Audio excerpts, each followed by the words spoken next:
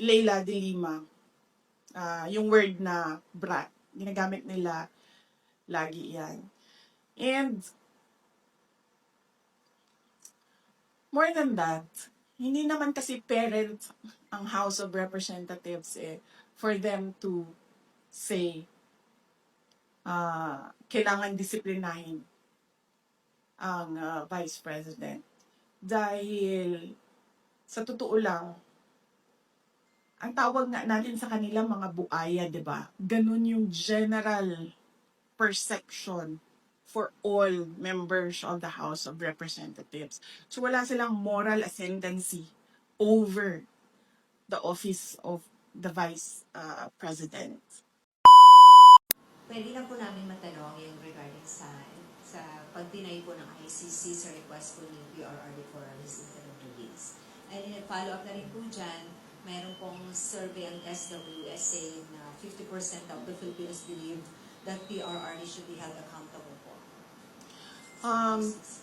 Yes, I will reserve kasi merong appeal ang lawyers ni President Duterte for the ICC ay meron silang appeal doon sa denial ng interim release at pending yon. So gusto ko lang antayin yung lumabas ang desisyon ng korte doon sa appeal ng defense team ni dating Pangulong Rodrigo Duterte. Yung initial na pag-deny, how was it doing for you?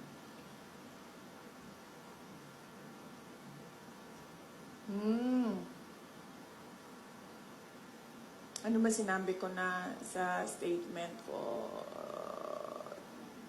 Wala pa naman ako nag-statement dati about sa interim release, no? Pero inaantay ko lang kasi talaga. Gusto ko lang talaga antayin kung ano yung decision nila sa appeal noong defense team. Your thoughts na lang po doon sa SWS survey. Do you have any comment on that po? Well, assuming na truthful and faithful yung data doon sa survey, it is not useful dito sa ating bansa dahil hindi naman dito sa bansa natin nangyayari yung kaso.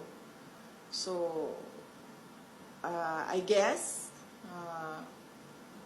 that is for the ICC court to think about if at all pinagbabasihan yan nila. Kasi kung ano-ano na lang yung... sorry, hindi ko pala mag-comment sa ICC. So yun, not useful for the Philippines since hindi naman dito nangyayari yung trial ni Pangulong Duterte. Just one more on that, please. Ma'am, yung reso po ng Senate, ma'am, yung supporting the house arrest of the former president po.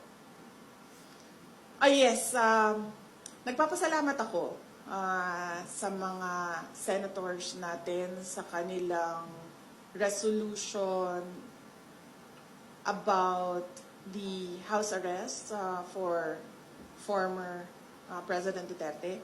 Dahil yun din ang pakiusap noong defense team ni dating Pangulong Rodrigo Duterte na siya ay mabigyan ng interim release at ang setup nun ay parang isang house arrest at yun din ang sentiment ng karamihan for humanitarian purposes dahil he's an 80-year-old ailing and frail person. No, it is, as I said, cruelty for the ICC to keep on detaining him inside a detention unit where he is not given 24 hours bedside care. Lang, ma'am, dun sa ICC.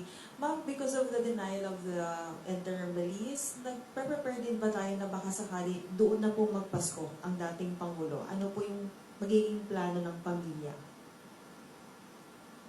Oh yes, oo.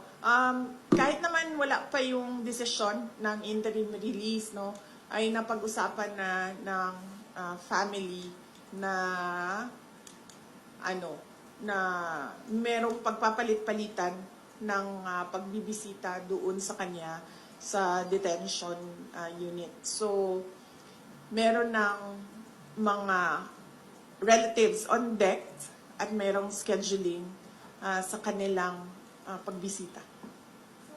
Basically, visit lang talaga. So there's no chance for him to, alam mo yung typical Filipino Christmas na may salo-salo, makakasama yung pamilya. So it's not gonna happen. Hindi, kasi sa Christmas and sa New Year sa kanya, hindi. Kasi hindi makapunta lahat ng relatives doon sa Hague.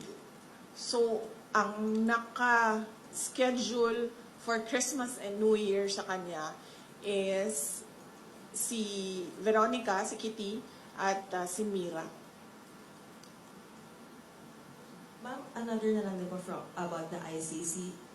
It was mentioned po in the decision that they released na naka-apekto raw po yung mga naging statements po ng family ni dating Pangulo, particularly yung mga naging statement niya raw po at ng inyong kapatid. Any comment on that, ma'am?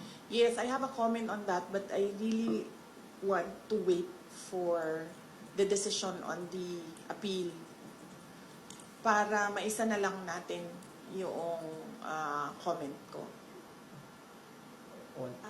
Same pwede na po topic. ibang topic or... Yes. Other yun lang. matters. Other matters po na. Other next question, Mr. RJ Rosalado, Billionaire News Channel. Uy, bilyonaryo. Pakisabi dyan sa opisina ninyo na ayus-ayusin naman nila yung picture ko. Yung picture na gamitin nila, yung maganda ako, wag yung pangit ako. Wala naman akong pakialam kung anong sasabihin ng inyong outfit about sa akin. Basta paniguraduhin lang nila na maganda yung picture ko.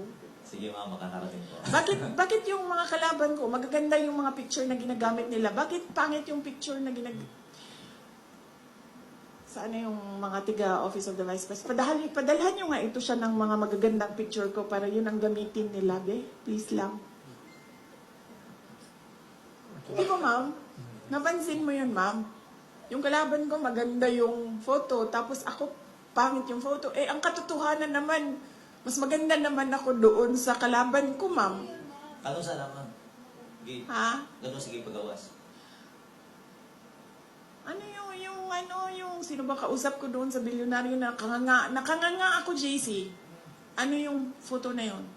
Ayan si JC. Alam niya yung JC, ah. Okay. Ma'am, related dun sa appeal ma'am. May panibagong evidence ba kayong sinubmit sa ICC dun sa appeal? Sorry, hindi ko alam. Kasi hindi nag-discuss yung abogado sa akin kung ano yung laman ng appeal. Ang napag-usapan lang namin is merong appeal. Would you know kung sa pre-trial chamber po or sa appeals chamber yung appeal? Appeals chamber. Appeals chamber. Yes. Any other topic? Any other question? Follow up on ICC? Camille, Ibang topic. ibang topic. Another topic. RJ, ikaw pa rin. You, sige.